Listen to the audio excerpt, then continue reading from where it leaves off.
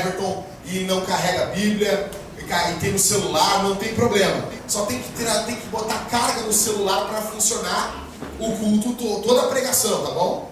Então tem que durar 1 hora no mínimo. Isso aqui nesse meu aparelhinho, meu Tamagotchi aqui, dá mais ou menos uns 20% da bateria. Tá? Atos capítulo 9. Atos dos Apóstolos, capítulo 9. Vai achando aí, pessoal. O capítulo 9 fica depois do capítulo 8 e fica antes do capítulo 10. Tá bom? Atos, capítulo 9. Como é bom, o Martinho Lutero dizia que é bom, Deus preservou o livro dele por tanto tempo. Como é bom termos a palavra de Deus nas nossas mãos. Então, quando terminarmos a leitura, vocês se sentam, mas não fecham a Bíblia e vamos descobrindo e estudando junto à Bíblia, tá bom? Atos capítulo 9, semana passada o sermão foi até o versículo 40 do capítulo 8, a gente segue do versículo em diante. Vamos lá. Primeiro de tudo, eu quero perguntar para essa segunda leitura aí, como é que foi os pequenos grupos? Ótimo. Foi punk, Rodrigo? Foi top? Foi dedo nos olhos, Rodrigo? O pessoal não chorar, eu tenho uma dica pro pessoal. O pessoal não chorar, dedo no olho. Dedo no olho, entendeu? Chora. Aí vocês não querem chorar, sabe o que vocês fazem para não chorar? Mete a mão aqui, entendeu? Vocês entenderam a brincadeira? Não tem graça, né? Dedo no olho. Defesa de dedo no olho. Não, né? Bom, vamos lá. Atos capítulo 9, versículo 1. Saulo, respirando ainda ameaças e morte contra os discípulos do Senhor, dirigiu-se ao sumo sacerdote e lhe pediu cartas para as sinagogas de Damasco, a fim de que, caso achasse alguns que eram no caminho, assim homens como mulheres, os levasse presos para Jerusalém. Tá? Nosso amigo Saulo, muito querido, muito amado, bufando de raiva com os discípulos, queria prender os caras. Aí, versículo 3. Seguindo ele a estrada fora, ao aproximar-se de onde? Aproximar-se de Damasco, subitamente, do nada, velho, uma luz do céu brilhou ao seu redor. E caindo por terra, alguns vão dizer que foi do cavalo, eu estou dentro desse time. E caindo por terra, ouviu uma voz que lhe dizia o quê? Saulo, Saulo, por que me persegues? Ele perguntou, né, tateando ali, quem és tu, Senhor? E a resposta foi, acho que com uma voz cinematográfica de Hollywood, eu sou Jesus, a quem tu persegues. Mas levanta-te e entra na cidade, onde te dirão o que te convém fazer. Versículo 7. Os seus companheiros de viagem pararam emudecidos, ouvindo a voz, não vendo contudo ninguém. Então se levantou Saulo da terra e, abrindo os olhos, nada podia ver. O cara ficou cegueta. E guiando pela mão, levaram-no para onde? Esteve 3 dias sem ver, durante os quais não comeu e nem bebeu. Se sente glorificando o nome de Jesus, com a Bíblia aberta. Aleluia. Seguinte, eu convidei 1 milhão de pessoas para estar aqui na igreja hoje.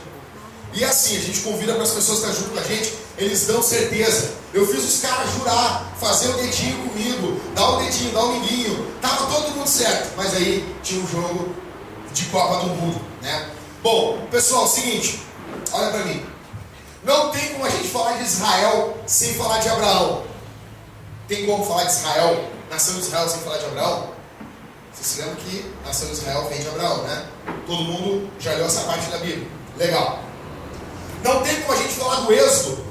O Êxodo, como dizia uma parente da Thalita, quando ela começou a ler a Bíblia, ela leu Exodó. É Êxodo, é uma proparoxítona. Então, não tem como a gente falar de Êxodo sem lembrar de quem? De Moisés. Perfeito? Você se lembra dos filmes 10 Mandamentos?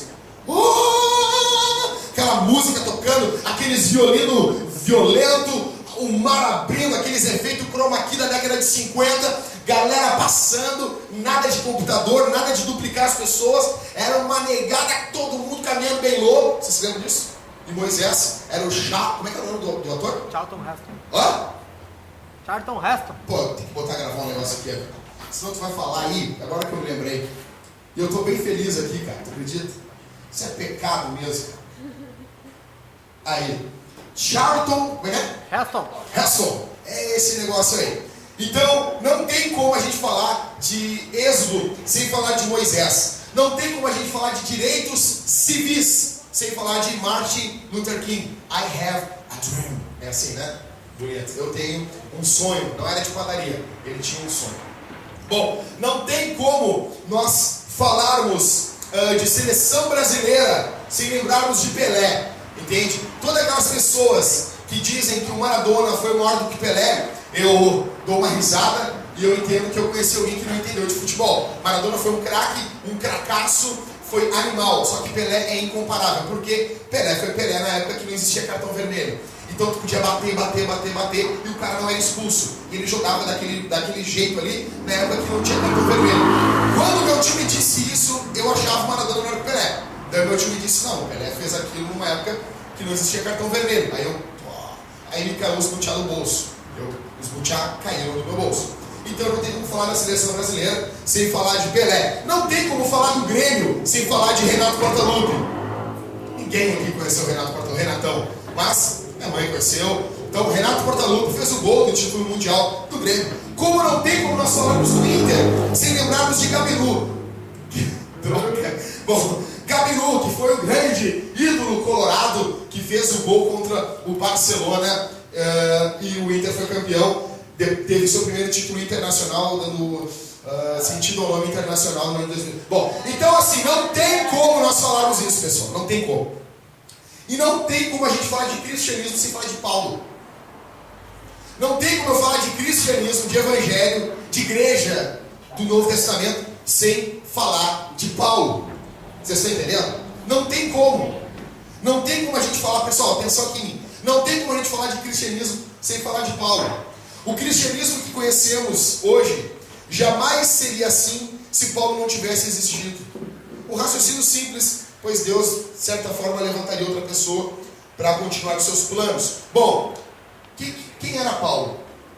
Paulo era um cara privilegiado.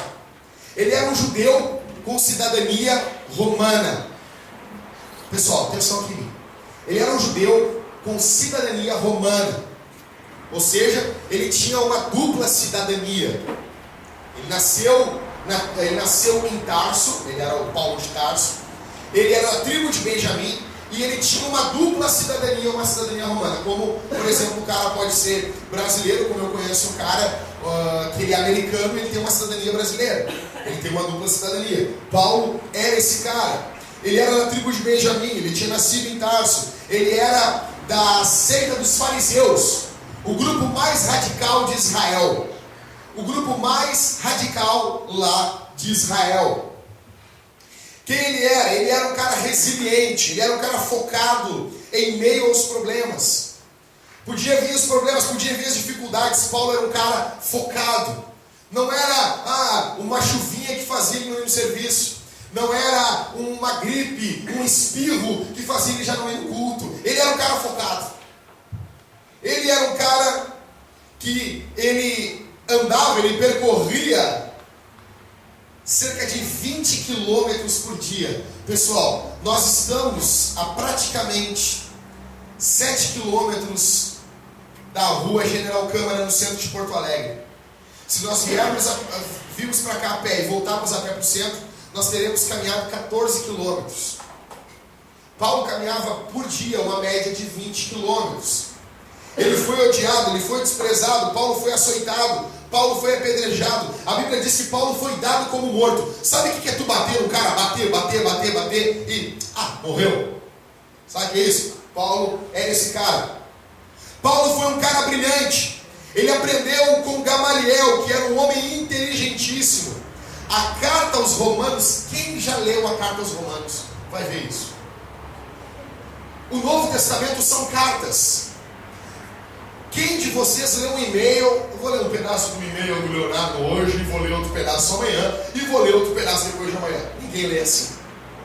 Então, para mim entender as cartas do Novo Testamento, eu tenho que ler numa sentada.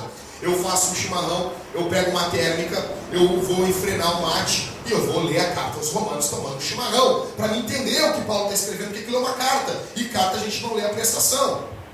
A carta aos Romanos é um dos tratados teológicos mais brilhantes de todos os tempos. A certo ponto, os teólogos dizem, se nós tirarmos a carta aos Romanos da Bíblia, ela deixa de ser entendida. E se nós só pudéssemos dar um livro para uma pessoa que vai morar numa ilha deserta, nós daríamos para ela a carta de Paulo aos Romanos. Em Romanos, Paulo cita o Antigo Testamento cerca de 100 vezes. Dobra a tua atenção. Cerca de 100 vezes Paulo cita o Antigo Testamento na carta aos Romanos. Ele tem seções inteiras da Bíblia memorizadas do Antigo Testamento em hebraico. E o interessante é que quando Paulo cita o Antigo Testamento, ele não está consultando livros como Jackson, como Rodrigo, como Mateus, como Everton. Eu estou preparando meu sermão em casa, eu estou municiado de um monte de coisa, dos meus livros, tudo que eu tenho. Paulo está escrevendo as cartas aos Romanos, ele está escrevendo de cabeça. Ele está ditando, se não me engano, eu acho que era Tércio que estava escrevendo ali, e ele está ditando para o cara está escrevendo. Ele tem seções inteiras do Antigo Testamento gravadas na cabeça dele. Ele não é um cara comum. Ao ponto do Mark Driscoll dizer que ele já passou 18 anos e ele disse: eu não estou pronto para pregar dentro de Romanos. Eu quero muito ainda pregar uma série de mensagens sobre Romanos, mas eu não estou pronto ainda. É muito complicado. Lutero chamou Paulo de o homem mais sábio depois de Cristo. Paulo, ele também era fecundo. Dos 66 livros da Bíblia, olha para mim, 39 no Antigo Testamento e 27 no Novo. Dos 27 livros do Novo Testamento, 13 são escritos de Paulo. Sendo que alguns teólogos dizem que Hebreus também é de Paulo. Já subiremos para 14. Sendo que Atos dos Apóstolos são 28 capítulos. Do capítulo 13 até o capítulo 28 é só sobre a vida de Paulo. Metade do Novo Testamento é sobre Paulo. Ele era um cara fecundo, ele era um cara que produzia muitas coisas. Em quinto, ele era solteiro. Ele não tinha o carinho de uma esposa e a alegria de ter um filho. João Crisóstomo, que foi um pai da igreja, ele dizia assim, presta atenção: coloque o mundo inteiro de um lado da escala e coloque Paulo do outro. Você vai ver que Paulo é superior a eles. Isso aqui não é adoração, isso aqui não é culto, isso aqui é ter noção de quem é quem. Tem umas pessoas que sabem mais do que as outras. E Paulo, ele é um cara que sabia mais. Ele era solteiro. Antes de se tornar Paulo, a Bíblia chama ele de Saulo. Olha para mim. Saulo é o nome em homenagem ao rei Saul, porque ele nasceu na tribo de Benjamim, que é a mesma tribo que nasceu o rei Saul. Paulo é uma variante em latim, como ele tinha cidadania romana, a língua falada era latim. Paulo é uma variante do nome de Saulo, do latim. E Paulo quer dizer pequeno. Se você é um tampinha, se você é nanico, se você é muito pequeno, se te chamam de braço de jacaré, de motorista de Kombi, se chamam de você de nanico, o que é uma boa notícia para vocês?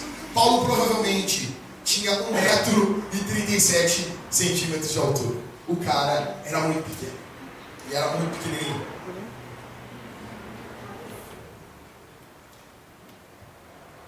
A primeira aparição dele na Bíblia em Atos 7,58, você se lembra quando eu preguei aqui sobre Estevão, quando eles pegam e lançam as roupas de Estevão aos pés do jovem Saulo?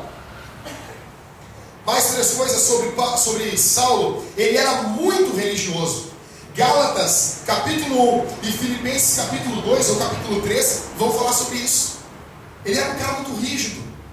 Ele era um cara que escreveu no meu pouco meu. Ele era um caçador.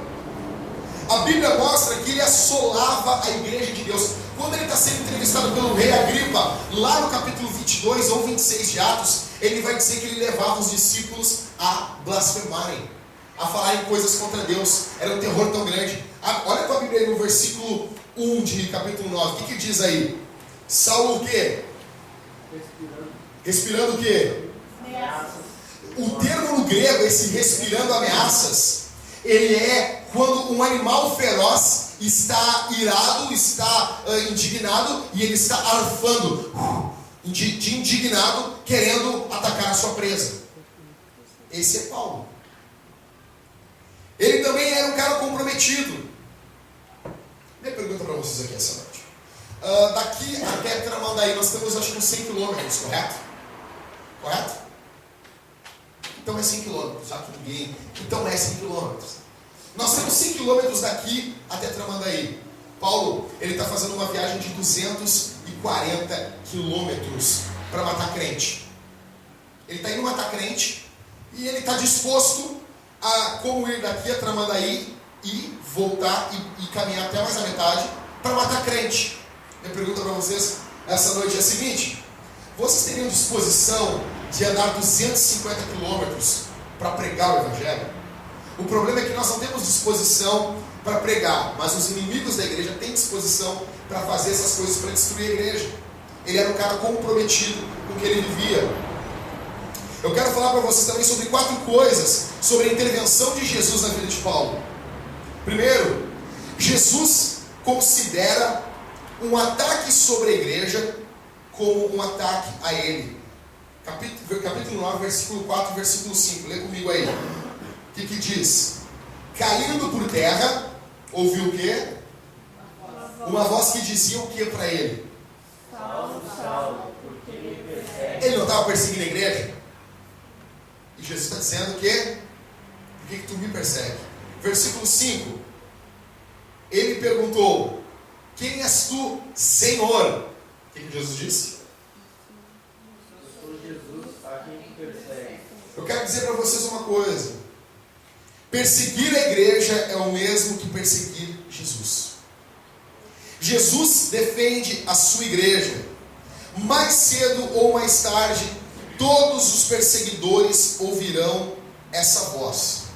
Todos aqueles que tramam contra a igreja de Jesus, todos aqueles que tramam contra a igreja de Cristo, mais cedo ou mais tarde, eles cairão ou para a vida ou para a morte. Homens que estão aqui, se um homem encontrasse a esposa de vocês voltando do serviço tarde da noite, e ela está passando por um local escuro, esses caras param ela num canto, eles estupram, eles machucam a tua esposa, eles fazem o mal para ela, e eles fogem. E tem alguns homens por volta que veem isso acontecendo e não fazem nada. Qual seria a tua atitude? Você que ama a tua esposa, você que ama a tua esposa com o coração, qual seria a tua atitude? Você consideraria essa perseguição somente a tua esposa, ou vocês considerariam essa perseguição contra a vida de vocês? Todos os homens que estão em sã consciência, eles iriam olhar essa situação e iriam dizer assim: não, o cara fez o mal para minha esposa, ele fez o mal primeiro para mim. Homem que é homem de verdade, ele não deixa a mulher resolver assunto com outro cara. Digamos, a tua mulher está dirigindo um carro e ela bateu no carro do cara, e o cara começa a gritar com ela, tu te coloca na frente dela e diz assim: cara, só um pouquinho, a minha esposa errou, ela não está certa, mas trata comigo, eu sou o marido dela, ela é minha mulher, ninguém vai ter a voz com ela. Não estou dizendo que ela está certa, ela pode ser errada, mas tu trata comigo, porque isso é o papel de homem. O papel do homem não vai deixar o cara chegar e gritar com a tua mulher, muito menos fazer um mal para ela. A Bíblia apresenta Jesus como o esposo da igreja. Se eu, que sou cheio de falhas, sou cheio de pecados, consigo ter uma noção de proteger minha esposa desse mundo maldoso, quanto mais Jesus não vai proteger a sua igreja. Eu quero dizer uma coisa: a vida de vocês está guardada, está protegida debaixo das asas de Deus. A tua vida só é tocada no momento que isso vai te trazer um crescimento espiritual, e isso não durará o tempo todo, e isso em hipótese alguma dura para sempre. Os inimigos da igreja cairão. Chegará um dia em que os comunistas, os inimigos do Evangelho, que matam os nossos irmãos, o comunismo diabólico, os inimigos da igreja, como lá na Coreia do Norte, onde os nossos irmãos nesse momento não podem cultuar Deus com uma porta aberta e ouvir o Evangelho de Jesus, são perseguidos e são mortos, como na Índia. Quando me mandaram um vídeo de um pastor que estava plantando uma igreja na Índia, e ele estava evangelizando, ele já tinha, algumas pessoas haviam se convertido, alguns homens mascarados, eu vi esse vídeo, eles invadem a casa com foices, com martelos, e eles começam a espancar aquele pastor. E começam a destruir a biblioteca dele. Uma biblioteca simples. Aquele homem estava debaixo de perseguição, mas ele ainda juntava dinheirinho para comprar livro de teologia e ensinar a Bíblia com uma forma clara para o povo. Aqueles caras entram destruindo tudo. Só que vai chegar um dia onde esses homens cairão por terra, aonde o Deus de amor revelará, rasgará o céu e mostrará a sua face de justiça perante os homens. Jesus considera um ataque sobre a igreja como um ataque sobre ele. Ninguém toca na igreja e sai impune. Ou esses homens se convertem, ou esses homens pagarão de uma forma séria o que eles estão fazendo contra o Evangelho. E isso inclui muitos pastores. E isso inclui muitos pastores da prosperidade. E isso inclui muitos macedos, muitos RRs, filhos do diabo, que estão tocando na igreja, que estão usando a igreja como um palanque eleitoral e político, estão usando a igreja para crescer na vida, para ter uma boa vida. Deus trará juízo sobre esses homens. Jesus considera um ataque sobre a igreja como um ataque sobre ele. Segundo, Jesus nos persegue antes de nós persegui-lo. Jesus que vem com o coração aberto para Paulo. É Jesus que vem em missão para Paulo. Paulo não estava buscando a Deus. Ele não queria Jesus. Ele não se preocupava com Jesus. Ele odiava Jesus. Olha aqui para mim. Nós temos essa grande mania de pensar assim, não. Cara, eu estava numa vida, eu fiz aquele caminho que o Paulo Coelho fez, uma peregrinação em busca da divindade. Eu queria procurar um caminho, e eu procurei a vida toda um caminho. Eu caminhei a vida toda. Entendeu o que dizer? Isso é ridículo. Paulo não está indo em direção a Jesus. Paulo não está procurando Deus. Paulo está se lixando para Jesus. Mas Jesus vai em direção de Paulo. É Jesus que vai em direção de Paulo. Jesus disse: não fostes vocês que me escolheram, eu escolhi vocês para que vocês vão e deem fruto. O problema é que nós queremos colocar a escolha de Deus em nós. Aqui, vocês estão aqui, ninguém queria estar aqui. Quem quer no final de noite estar junto, ouvindo um cara gritar, ouvindo música sendo tocada, de novo essa música? Quem está querendo isso? Ninguém quer isso. Mas existe algo dentro de nós que nos atrai a isso. E isso é obra do Espírito Santo, como ele disse em Filipenses: ele opera em vocês tanto o querer como o efetuar. A nossa carne, ela não quer as coisas de Deus, mas é o Espírito Santo que pulsa dentro de nós para buscarmos a Deus. É Jesus que persegue Paulo. É Jesus que vai com o coração aberto. Essa coisa, abre o teu coração para Jesus. Quem é que vai conseguir abrir o coração? É Jesus que vai com o coração aberto para Paulo. Não é Paulo que tem. Paulo está indo armado, Paulo está indo matar. E Jesus está indo em missão até Paulo. Terceiro, Jesus responde às orações pelas pessoas perdidas. Quando Jesus está sendo crucificado, o que Jesus orou na cruz? Pai, perdoa esses safados, esses vagabundos, que eles não sabem o que eles estão fazendo. Perdoa eles. Correto? Estamos juntos nesse? Estamos juntos? Beleza. O que Estevão orou quando Estevão estava sendo apedrejado? Como é que é, Rodrigo? Mesma oração de Jesus, né? Não impute esse pecado. Estevão orou, tomando pedrada pelo lombo, tomando pedrada pela cabeça, pegou de raspão, Estevão orando, tomando pedrada e orando. Foi assim? Estevão orou por quem? Pelo pessoal que estava matando ele. Quem estava matando ele? Quem coordenou tudo aquilo? Foi Paulo. Estevão orou por quem? Estevão orou por Paulo. Jesus ouviu a oração de Estevão. Aqui. Jesus, beleza, velho? Tu tá vazando, tô te recebendo aqui. Tem uma janta, tem uma fitinha para nós cortar aqui. Vem comigo, mas estou recebendo e estou ouvindo a tua oração. Estevão estava, né? Pum, chegou no céu com Jesus, cruzou as pernas, feliz da vida. Estou em casa, ninguém me tira daqui. Daqui eu não saio, daqui ninguém me tira. Mas Jesus ouviu a oração de Estevão. A oração de Jesus pelos seus perseguidores e depois a de Estevão. Estevão orou por Saulo. Ore pelos perdidos. Ore. Ore. Ore pelos perdidos. Ore pelos filhos do diabo. Ore por essa gente. Pessoal, não adianta nós querermos invadir essa cidade na força da carne. Nós precisamos orar pelas pessoas perdidas de Porto Alegre. Nós colocamos alguns pedidos de oração aqui no boletim da igreja. Pô, toda semana tem alguma coisa nova aqui dentro, tem que ler. É curtinho. Nós temos que orar por esses pedidos, orar por essas pessoas, orar pela nossa cidade, orar pelos nossos familiares.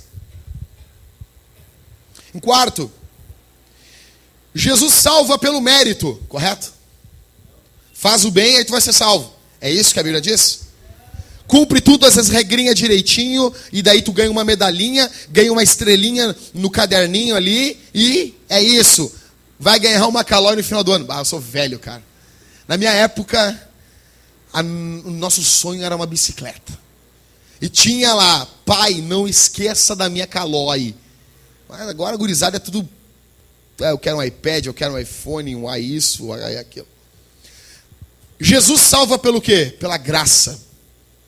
Olha para mim, Jesus salva pela graça. É isso que eu aprendo aqui com Paulo.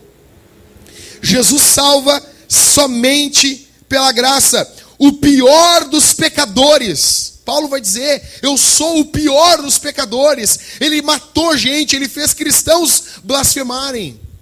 E ele foi salvo pela misericórdia de Deus, sem obra nenhuma, somente pela graça. Graça, teologicamente falando, é favor não merecido. Eu expliquei uma vez para a Andrea, é tu prometer um presente no final do ano para o teu filho. E ó, se tu passar de ano, tu vai ganhar tal coisa. E o teu filho não passa de ano e ainda, olha, toma xingão, toma nota vermelha e ele roda de ano. No final de ano, tu chega e dá mesmo assim o presente para ele. Não foi por obras, foi pela graça. É isso que Jesus fez na vida de Paulo. E é assim que Jesus salva. Por isso que Paulo vai falar tanto sobre a graça. Porque ele está falando da experiência dele. Por isso que quando ele escreve aos Efésios, ele fala sobre eleição. Porque não tem como uma pessoa ser salva se ela não for eleita antes. O problema é que o termo eleição deixa a gente perturbado. Não gosto aí. Eu não concordo com a eleição. Mas a Bíblia fala o termo eleição. E se tem eleitos é porque houve eleição. O problema é que a gente não confia em Deus que elege. E a gente acha que Ele vai fazer coisa errada. A gente acha que Ele vai escolher pessoas de forma errada. E não. Deus é Deus. E Deus sabe o que está fazendo. E Deus sabe a igreja que Ele está construindo. Há 2000 anos Ele está trabalhando nesse negócio. E Ele não se enganou. Isso nos impede de orar pelas pessoas? Porque o meio de Deus agir é a oração. Se Ele tocou na tua vida para tu orar, porque é para tu orar. Porque a probabilidade de Ele estar querendo salvar essa pessoa é muito forte. E Deus, Ele desenha os seus estatutos, os seus decretos nesse mundo através da oração dos santos. Paulo vai falar muito sobre graça, eleição, predestinação. Com a conversão de Paulo, vemos com clareza que a eleição de Deus é incondicional, que a graça é irresistível. Aqui está o pecador. 2 Coríntios capítulo 4, a Bíblia diz que caem as escamas dos olhos dos pecadores. E eles veem a glória de Cristo. E o pecador não resiste à glória de Cristo. E ele se rende. Porque a graça de Deus, em última instância, ela é irresistível. Nós vemos que o chamado de Deus é irrecusável. Eu noto que Jesus encontrou Paulo aonde? Versículo 3, volta um pouquinho comigo aí. O que diz o texto? Alguém se levanta, fica de pé, encha o peito e lê bem alto. Indo no caminho, aconteceu que chegando perto de Damasco, subitamente o cercou um resplendor de luz do céu. Foi na igreja, Mateus? Ô Paulo, seguinte, velho. Tu tá aí, visita a gente lá no culto, lá nós estamos numa série de Atos dos Apóstolos. Visita a gente lá na igreja, lá. Foi assim? Damasco não é dentro ali do território judeu. É um local gentil. É um local que não é puro. Jesus encontra Paulo ali. Jesus encontra Paulo num caminho, numa estrada. O problema é que nós temos o pensamento, infelizmente, de achar que para uma pessoa ter um encontro com Deus tem que ser dentro da igreja. Estou no centro, encontro uma guria. Eu quero voltar para a igreja. Eu quero voltar para a igreja. Tá, então volta. Então tá, domingo eu volto. E se tu tiver morta domingo, volta agora. Volta agora. Te arrepende, eu me arrependo. Então tá, então tu voltou em nome de Jesus. Tu já é de Jesus agora. O problema é que tem que ser dentro da igreja, dentro das quatro paredes. Isso aqui é uma bênção para a gente se proteger da chuva, do frio. Mas não tem que só aqui, nesse momento, que o momento de Deus está guardado em 2 horas dentro das 168 horas da semana. Não, Deus é livre, não está preso no nosso tempo, não está preso na nossa liturgia. Deus opera no domingo, na segunda, na terça, na quarta, na quinta, na sexta, no sábado. Deus é livre. E Paulo se encontra com Jesus em um caminho, indo para Damasco, na rua, livre, aonde vocês forem, vocês são missionários. Deus não colocou vocês às brincas nesse mundo. Tem um propósito de Deus na vida de vocês nesse mundo. Hoje eu estou inspirado. Versículo 3, lê de novo aí, Mateus, de pé, bem bonito, bem forte, com o peito inchado, fazendo assim, estilo Arnold Schwarzenegger.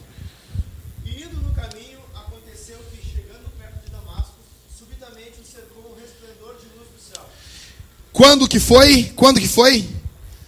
Ele estava no caminho de Damasco e qual foi a hora que aconteceu? Tá, mas quando? Subitamente? Você se lembra de Atos capítulo 2? E de repente veio do céu um som, de repente. Subitamente. Eu vejo aqui Deus agindo de forma soberana. Deus não precisa da tua e da minha agenda. Deus é Deus. E isso ofende muita gente. Deus subitamente. Chegou a hora, Paulo. Chegou a minha hora. Chegou a minha hora na tua vida, velho. Acabou. Tanto que em outras traduções, na Almeida Corrigida. Alguém tem Almeida Corrigida aí? Tem aí? Essa é a Almeida Corrigida, meu amor? Não? Qual é essa tradução?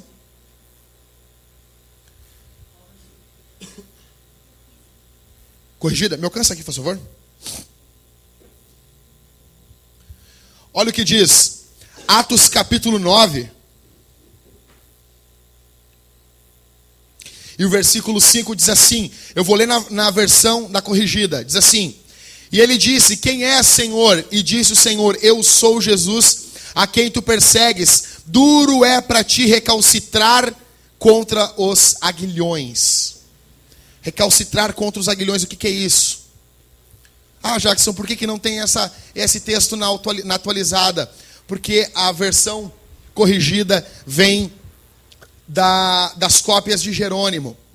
E Jerônimo, ele não utilizou todas as cópias do grego e usou algumas do latim. Mas esse texto, Jackson, não está aqui, então não está na Bíblia. Não, lá em Atos capítulo 26, Paulo repete e está esse texto lá. Então não tem erro na Bíblia, fiquem tranquilos.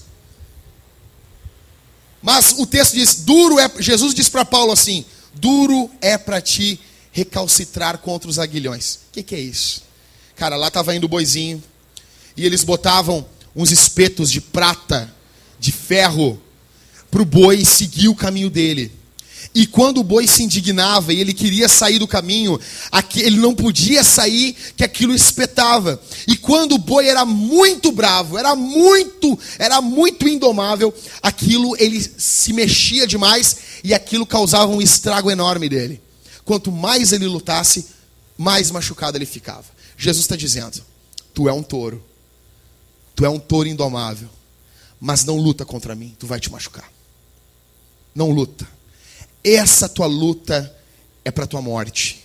Duro é para ti recalcitrar contra os aguilhões. subitamente, Deus de forma soberana, sem respeitar a agenda do homem. Paulo tinha uma agenda.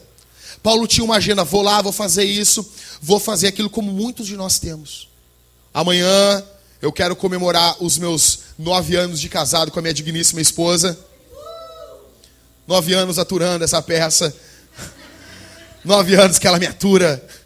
Na verdade, nosso aniversário de casamento é na terça, dia 15. Recebemos chocolates, recebemos flores.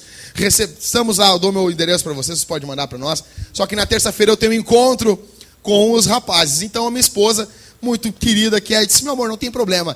Vamos comemorar na segunda. Terça-feira a gente segue com o encontro aqui com os meninos, com o nosso grupo de conexão. Legal. O que eu vejo é que muitas vezes nós temos agendas. Amanhã eu vou fazer acontecer. Quem disse que vocês e eu teremos amanhã? Quem disse? Paulo, ele tinha uma agenda, eu vou fazer tal coisa. E Deus é soberano. E Deus vem rachando a agenda dele. Subitamente, eu amo esses termos. Eu amo essas coisas, Mateus. E de repente, e subitamente, é um troço louco. Eu amo essas coisas. Continuando. A Bíblia diz no versículo 4 que acontece? Alguém lê o versículo 4 aí. Alguém fica de pé. Estufa o peito. Bonito. Estufa o peito. Vai, Leonardo. Vai. É tu, Leonardo. É tu. E lê o versículo 4. Bem alto. Caindo por terra, ouviu uma voz que lhe dizia: Saulo, Saulo, por que me persegues? Nossa. O cara mata, o cara faz acontecer, o cara mata cristão, o cara faz esses caras negar Jesus, o cara persegue a igreja, o cara arrasta as mulheres pelo caminho. Mas quando ele vê Jesus, o que diz a Bíblia? Ele o quê? O quê? Vocês estão comigo? O que acontece com ele? Ele cai por terra, ele não aguenta. Porque o cara pode ser grande, o inimigo pode ser furioso, mas diante de Jesus, ele não é nada. Diante de Jesus, quem pode ficar em pé? Quem pode ficar em pé diante de Jesus? Outra coisa, os escolhidos de Deus, eles passam por humilhações. A Bíblia vai dizer no capítulo 9, versículo 15, Deus dizendo para Ananias, vai, porque esse cara aí, o Paulo, eu vou pregar sobre isso semana que vem, ele é para mim um vaso escolhido. Eu vou mostrar para ele o quanto importa padecer pelo meu nome. Paulo é um cara escolhido, é um cara amado de Deus. Deus tinha uma obra na vida dele. Mas antes de Deus operar através de Paulo, Deus vai operar em Paulo. Antes de Deus trabalhar através de nós, Deus trabalha em nós. Antes de Deus cumprir todo o propósito através de nós, é em nós que Ele trabalha. E muitas vezes, o nosso orgulho, a nossa vaidade, tem que cair por terra. Nossa soberba. Versículo 5, o que diz a Bíblia? Ele vai chamar Jesus como? Ele estava perseguindo Jesus. De quê? O bicho, o boi tá, o cavalo está domado. Todos os teólogos que eu li sobre isso, eles vão dizer, eles vão comparar. Paulo, todos eles vão dizer, ele era um touro, ele era um cavalo chucro, ele era um animal selvagem. E no capítulo 9, Deus o está domando. Deus sabe como mudar as pessoas. Deus sabe como transformar o ser humano. Deus sabe como mudar o teu familiar. Deus sabe como mudar o teu filho, a tua avó, teu periquito, teu papagaio, teu cachorro. Deus sabe como mudar o homem. Saulo já está chamando Jesus de Senhor. Versículo 6. O que diz? O que diz o versículo 6 aí? Mas levanta-te e entra onde? Quem está mandando em quem aqui agora? Jesus já está mandando o cara. O cara mandava, fazia, acontecia. Versículo 6, Jesus já está mandando o cara. O cara que dava ordem está recebendo ordem. Por quê? Porque ninguém manda. Eu tenho pavor de oração assim. Agora Jesus vai operar. Como assim? Parece que Jesus é um office boy. O que é que tu quer que eu faça? Fala, pregador. Sim, estou indo. E Jesus vai curando. E Jesus vai libertando. E Jesus... Como assim? Como que eu vou orar assim para Jesus? É Jesus que manda. É Jesus que é soberano. É incrível que um homem deixa de ser perseguidor dos cristãos e passa a ser perseguido por ser cristão. De ser um assassino de líderes de igreja e passa a ser um líder de igreja que é, em última instância, assassinado. Não sei se vocês sabem que Paulo foi assassinado, possivelmente nas mãos de Nero. A conversão de Paulo nos mostra, dobre a tua atenção. Tinha que ter fogos de artifício agora aqui. Tinha que ter. A conversão de Paulo nos mostra que Deus pode salvar qualquer um em qualquer circunstância e transformá-lo para a glória de Deus. Se Deus salvou Paulo, Deus salva qualquer um. Se Deus salvou Paulo, cara, olha para mim aqui. Por favor, dobre a tua atenção. Não, triplique, quadriplique. Olha, elevado à 9ª potência, preste atenção, olha aqui para mim. Todas as vezes eu preciso desintoxicar a mente de vocês. Esquece Paulo o apóstolo, esquece. Nós ouvimos tanto falar de Paulo o apóstolo, que pastoreava as igrejas, que nós esquecemos quem esse cara era. Semana que vem eu vou falar para vocês, Deus chama Ananias, vai orar por Paulo. Ananias não quer ir. Os discípulos tinham medo desse cara. Esse cara era um matador de crente. E Deus converteu esse cara. Quem que Deus não pode converter? Aí algumas pessoas pensam assim: não, mas o pecado tem que ir esfriando na vida do cara. Paulo está no auge do pecado. A gente pensa, não, Deus vai ter que fazer isso, porque a gente quer trabalhar como Deus age. Tem pessoas que se convertem no auge da vida de pecado. Paulo estava no auge da vida de pecado e ele foi convertido. Como que Deus mudou Paulo? Pelo poder do evangelho. O que Jesus diz para ele? Versículo 5. Ô Rodrigo, fica de pé e lê bem alto aí, meio que gritando no ouvido da Annelise. Bem alto. Lê bem alto. Vai. Ele perguntou: quem és tu, Senhor? E a resposta foi: eu sou Jesus, a quem persegues. Jesus se revela para Paulo. Para haver uma conversão, para haver uma mudança de vida, nós precisamos saber quem é Jesus. Por que que muitas igrejas pregam um falso evangelho para falsos cristãos e estão dando para eles um falso céu em uma falsa esperança? Por quê? Por quê? Porque é mais fácil. Por que é mais difícil estudarmos a Bíblia e irmos dizendo o que a Escritura tem a dizer?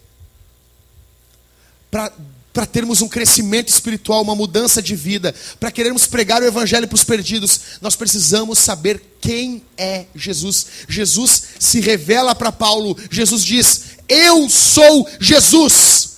Estou me revelando aqui para ti.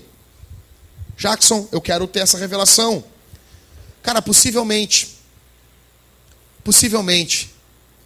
vocês não encontrarão Jesus no caminho de Damasco. Isso aconteceu para poucas pessoas. Mas vocês têm a Escritura. E aqui Jesus se revela ao homem. Quer conhecer a Deus? Quer pregar o evangelho e ver pessoas sendo salvas? Pregue Jesus. Não pregue as tuas ideias. Não, eu acho que igreja tem que ter isso, que tem que ter aquilo, crente tem que fazer isso, não pode fazer aquilo. Não, pregue Jesus. Pregue o que a Bíblia diz sobre Jesus. Jesus se revela e diz: eu sou Jesus. Olha que legal isso aqui. Cara, vocês se ligaram que eu não estou pregando sobre Paulo? Eu estou pregando sobre Jesus. Eu não estou falando sobre o que Paulo faz. Eu estou falando sobre o que Jesus faz na vida de Paulo. Na verdade, a Bíblia toda é sobre Jesus. O Antigo Testamento é sobre Jesus. Quando eu falo de Paulo, eu estou falando do que Jesus fez na vida de Paulo. Quando eu falo de Pedro, eu falo o que Jesus fez através de Pedro. Quando eu falo sobre João, eu estou falando o que João falou de Jesus. Toda a Bíblia é sobre Jesus. Quer entender a Bíblia? Entenda sobre Jesus. Toda a Escritura aponta para Jesus. A Escritura fala de Jesus. Saulo vai ficar cego, versículo 8 e versículo 9. Essa condição física ilustra muito bem a situação espiritual dele. Ele vai falar isso aos Coríntios. Vai pregar o evangelho pro cara na rua aí. Chega aí pro cara. Tava com os folhetos agora a tarde toda aí, saí de casa 3 horas para vir para a igreja. O Mateus já estava aqui, botei uma caixa de som na rua, peguei uns folhetos e comecei a falar de Jesus aí na rua ali. Jogo de Copa do Mundo e tão poucas pessoas passando aqui na frente. Mas a Alemanha ganhou, obrigado, senhor. Mas aí eu fiquei ali. Falava de Jesus. Alemanha, senhor. Falava de Jesus. Ah, não quero saber esse negócio aí. Ah, Jesus não existe. Eu até ouvi um negócio muito engraçado essa semana. O cara dizendo, tu me dá 30 minutos eu te provo que Deus não existe. Cara, tu me dá 30 minutos eu te provo que nem tu existe. Eu te provo que nem tu existe. Ai, eu caminhei pelo mundo e não encontrei Deus. Tá, eu li um livro sobre Shakespeare e também não encontrei ele dentro do livro. Yuri Gagarin, aquele astronauta, o russo aquele. Eu fui no universo, não encontrei Deus. Tá, cara, eu peguei a criação de um carro e eu não encontrei o dono da Volkswagen dentro do carro. Então o cara não existe. É lógico que o Criador nunca está dentro da criação. O Criador está fora para ele poder fazer aquela coisa. Bom, por isso que a Bíblia diz que ateísmo é tolice. Mas tudo bem. Falar de Jesus para o cara, os caras vão dizer assim, não, isso não é assim. Spurgeon dizia, falar de Jesus para o cara é a mesma coisa que querer falar de luz, de beleza artística para um cego. O cego está caminhando na rua assim. Aí tu fala, cara, olha que dia lindo. Não tem dia lindo nenhum. Não existe dia lindo. Ah, olha que céu lindo, que nuvens, que entardecer lindo. E o cego, não existe isso. Claro, o ímpio não está vendo, o ímpio não sabe o que é o evangelho. Então ele vai dizer que não existe. O evangelho é a conversão. Paulo é mudado, é mudança de paradigmas, é mudança de foco. Paulo vai dizer em 2 Coríntios, já estou terminando, fica tranquilo aí. Não precisa ficar se remexendo no banco. Paulo vai dizer, se alguém está em Cristo, nova criatura é. As coisas velhas se passaram e eis que tudo se fez novo. Conversão não é mudança de, mudei algumas coisinhas. Agora no meu iPod só toca música evangélica, que droga. Bom,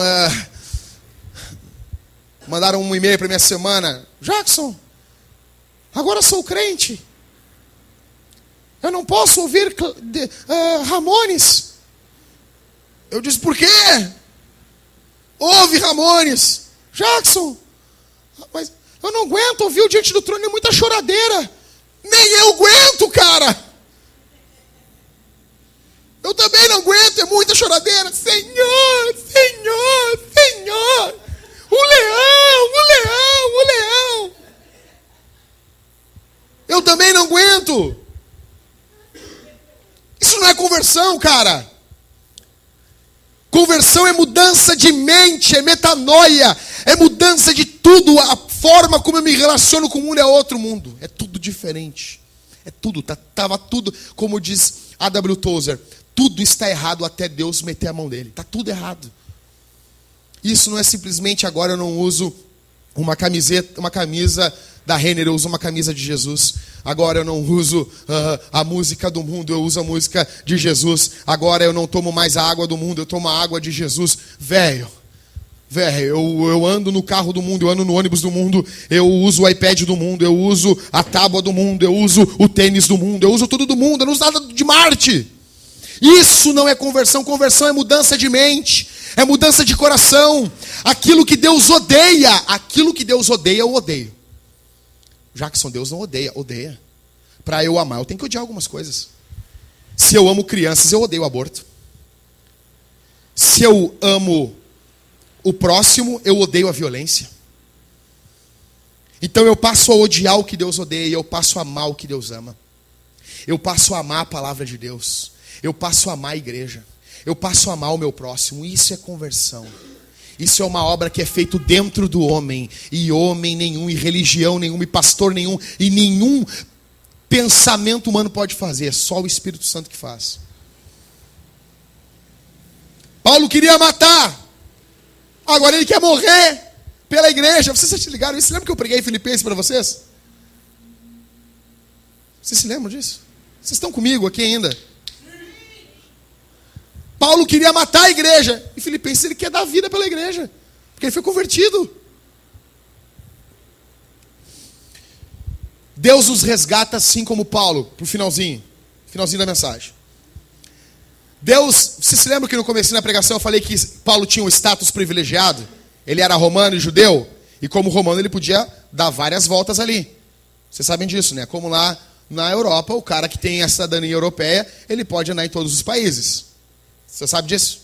Fera. Paulo, ele tinha um status privilegiado. Quando ele se converte, Deus vai usar isso em prol do evangelho. Ele vai andar em todos os lugares pregando o evangelho. Ele tem cidadania romana. Agora esse status privilegiado de Paulo, olha aqui, atenção, estou no finalzinho. Esse status privilegiado de Paulo, ele é resgatado. E ele passa a ser usado para a glória de Deus. Deus redimiu a natureza resiliente de Paulo. Ele não era um cara que caminhava 240 quilômetros para matar? Você lembra que eu falei no começo? Agora ele caminha isso para pregar o evangelho. Deus redimiu a mente brilhante dele. Ele é um cara que tem uma mente brilhante. Deus vai usar isso agora em prol do evangelho. Deus redimiu a pena, a escrita dele. Ele passa agora a usar o talento dele para enviar cartas às igrejas. Deus redimiu a solteirice dele. Aquilo que parecia ser algo ruim, em Cristo passa a ser algo bom. Ele era solteiro. Paulo não podia ter uma mulher para ter essa vida louca que ele tem aqui. Uma hora está aqui, uma hora está sendo apedrejado, uma hora não sei o quê. Imagina Paulo escrevendo uma carta aos Gálatas e a mulher, vem dormir, Paulo. Não dá. Não dá. Não dá. Não tem como. Então Deus redime essa solteirice dele. Minha pergunta para vocês aqui essa noite. Quais são os talentos de vocês que vocês já tinham antes de se converterem, que podem ser usados para o evangelho? Quais são?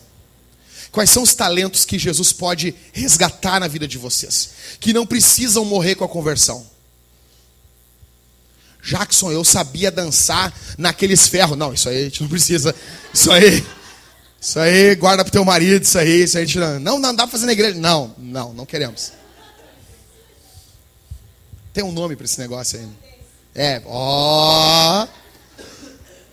Deus redimiu isso em Paulo. Quais são os talentos que Deus pode redimir na tua vida? Pense. O que Deus está buscando resgatar na vida de vocês? Quais são os talentos que Deus deu para vocês que são resgatáveis, que tem como resgatar e usar isso para o evangelho?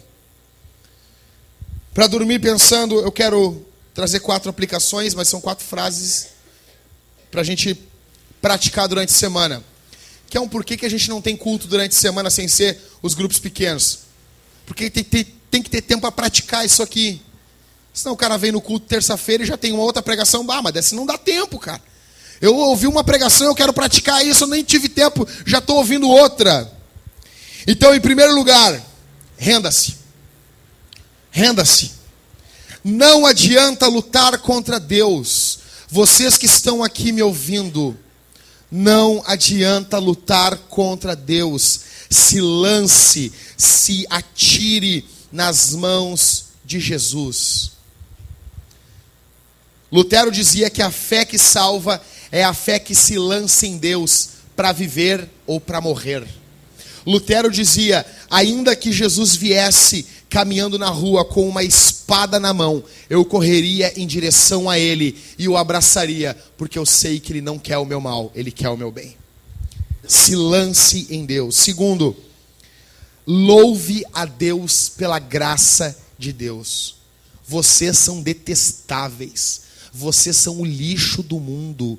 Eu sou o cara mais desgraçado desse mundo. E se não fosse o amor de Deus na vida podre de vocês e na minha vida podre, nós estávamos perdidos. Então, louvem a Deus pela graça, porque essa carinha de santo que vocês têm, vocês não enganam a ninguém aqui, seus bandos de pecadores. Louvem a Deus pela graça, pelo perdão de Deus na vida de vocês e na minha. Terceiro, ore pelos perdidos.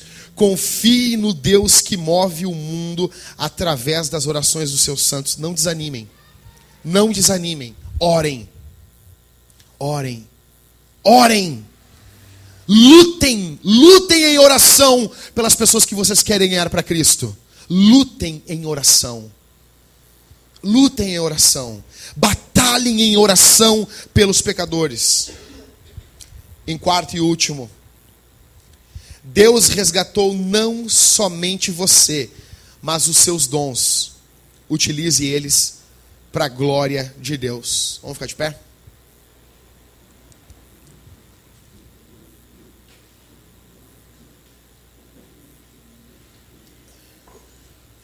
Quando sair pelas ruas, quando vocês forem no serviço de vocês essa semana, imagina, Maressa, um colega, uma colega tua lá no teu serviço, que vai ser um grande pregador, vai ser uma esposa de um pastor que tu nem imagina. Imagina, Carol, lá no quartel tem um cara que não conhece o evangelho, e o cara pode ser um grande ganhador de almas, pode se converter e daqui a 5 anos ser um cara que vai ganhar muitas almas para Cristo. Vocês não sabem quem estão diante de vocês. Saulo era só mais um pecador desgraçado, mas após convertido ele fez grandes coisas pelo evangelho. Vamos olhar esse mundo com outro olhar, tá bom? Vamos orar? Senhor Jesus, obrigado, Senhor, pelo teu amor, pela tua graça. Obrigado porque tu tens sido bom com essa igreja. Obrigado porque tu tens sido maravilhoso, tu tens sido grandioso. Te pedimos que nós possamos, Senhor, estar voltados para o teu evangelho. Voltados para a tua graciosa e poderosa graça. Ajuda-nos, Senhor, a termos esse coração de Estevão que intercede pelo inimigo. Ajuda-nos a ver grandes pecadores se convertendo em santos poderosos, em homens que vão mudar o rumo da nossa cidade, para a glória do teu nome, Senhor. Em nome de Jesus, que essa semana, Senhor, ela seja impactante em nossas vidas. Que haja o de repente, que haja o subitamente em nossas vidas. Surpreende-nos essa semana. Ó Deus, aviva o nosso coração para pregarmos o teu evangelho essa semana, em nome de Jesus. No nome de Jesus. Continue orando, meus irmãos.